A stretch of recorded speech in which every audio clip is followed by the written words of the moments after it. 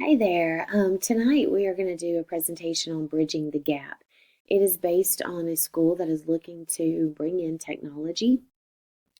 It's a new, innovative technology that has not been used in their classrooms. It's Google Classroom and Smartboards. So we're going to look at the different types of individuals that play a role in adopting this new technology. So to begin with, we're going to look at the adopters that are ones that will play a role in this. And we have innovators, early adopters, early majority, late majority, and laggards. Just to briefly touch on these, innovators are people who love new ideas. They're willing to deal with their success or their failure. These are like people who are truly respected, whatever their social system they're involved. They are known as your gatekeepers. They're the ones who are going to bridge that innovation, in this case, technology, that has been developed on the outside, and they're going to be the bridge that brings it to the inside. So they're the people that are super excited about this. The early adopters are the people that are very limited with social system boundaries. They're your leaders of your social system, in this case, the school. Their attitude is a huge reflection of what others are going to how others are going to feel about this new innovation. And when they approve, typically other people fall right behind them. The early majority is somewhere between the leaders and others. They're going to be somebody who takes time adopting an innovation, maybe not jump on board quite as quickly as your early adopters. The late majority are going to be your ones who are about a third of your social system or your academic setting. They're going to be very skeptical about these innovations. They're going to need a lot more proof that this is going to work. But typically they're going to approve it because they've been pressured by those around them. Your laggards are traditional views. They're very skeptical. The network in those is the same social system category. There's no real leadership roles. It's going to be mostly people at the same level.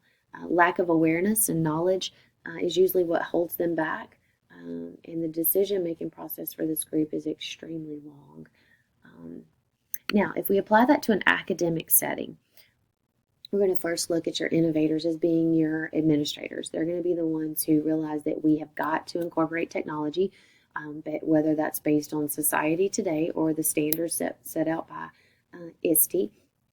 They're the ones who are going to take the risk. They're going to be willing to take it, whether it succeeds or it fails. Whatever technology they've chosen, they just believe that this is something that has to happen. And you go back to the gatekeeper concept, and they're the ones that are going to be that are going to bring that technology to the staff. So they're going to bring it from the companies or whatever they choose. They're going to bring it into the classroom. The early adopters are going to be the ones that are represented by what we would consider in the educational environment that I am a part of is like your team leaders. They're the leadership that's going to bring it down to the others. So this could be your grade level team leaders in the school. They are going to get a demonstration through professional development. They're going to be trained, and then they're going to be the ones that are going to take it out and show the reasons to do this. Their attitude is going to hugely affect how the staff view and accept the technology.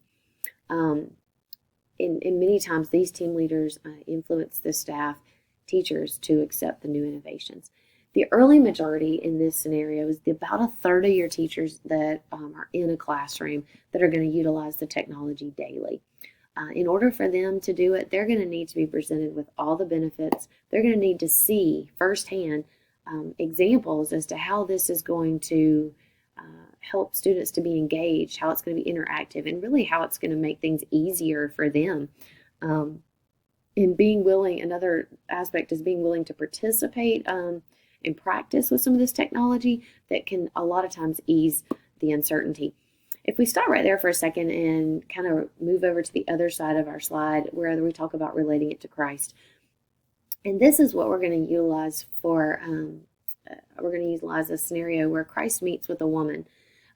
But before that, we are going to look at Jesus as being the innovator. He's going to be the one that willingly came down from heaven to die on a cross for our sins. He knew what he was doing. He knew the risk to his body. He knew the risk to his heart, to the Father's heart.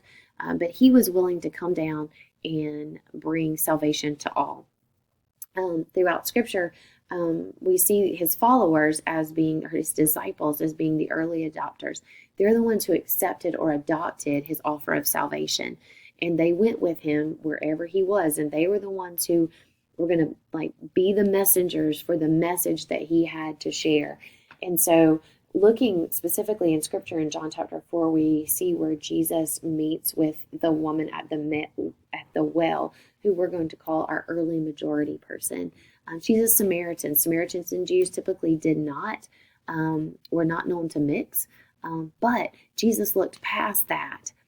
He saw a need, and he was going to be the one to meet her need. Jesus shared with the woman about the gift of salvation and life eternal that he offered, and she accepts his gift, and then she's going to go and share it with where we move to next, to the people with the village, but who were not believers at this time.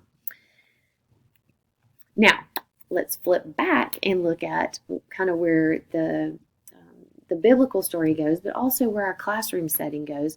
We have the late majority for technology innovation. They're the other percentage of teachers, or fraction of teachers, who have been very skeptical or against the implementation of Google Classroom and smartboards. They're very uncertain about technology, and they're going to be like the last group. They're going to need an opportunity to practice. It's vital that these teachers understand the need, the ease of use, the benefits of the technology. After a lot of time, they will eventually adopt the innovation, the Google Classroom and the smartboards, typically because teachers, it's just like in regular society, you get peer pressured. They're peer pressured into making this decision, but they've also seen the excitement and the positive aspects that other teachers have presented. The laggards, well, they're the traditionalists. They're the ones who want the pencil, the paper, the textbook, all of the written assignments. They're very suspicious of technology coming into the classroom. They're going to need a lot of extra time. So in this case, it's usually, to make this kind of transition would be something you would want to do maybe over the summer, to be able to allow them time to think through and be able to process all of the changes that this is going to bring for a new school year. Again, okay, in John chapter 4, let's go back to Christ in this part. The woman at the well receives the gift that Jesus has for her, and she goes and tells others. She leaves and goes to the town where we're going to see the late majority of people. You see a mix of the late majority and the laggards. You're going to see those who, she shares with them. She shares that he told her everything about her life without her ever saying anything. So she's sharing her testimony that leads others to believe. And then, when we look at the laggards in any situation where Christ was, and with the woman at the well, and then throughout Scripture, we see that there were those who continued to be extremely skeptical, and those that it took time to accept Jesus's message and his gift of salvation. Some would come to salvation, and then some would just walk away. Now, bringing all this to a close, we're looking at how modeling Christ in leadership. Christ is our ultimate example for Christian leaders.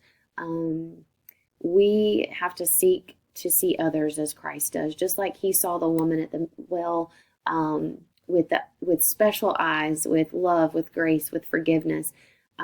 We need to see people around us when we are making changes, when we're bringing something new in. We need to take the time to see how they view it before we just go all in. As Christ came to do the will of the Father, we too must seek his will for our students, for our staff, for our school.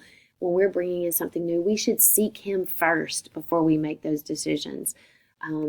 We answer the call to lead. God, the Scripture, for we are his workmanship, created in Christ Jesus for good works. God has a special plan in the schools that we're in, and they're for his good and his glory. And we need to be mindful of that when we're bringing in new things. We need to lead by example, heart of compassion, boldness, willingness.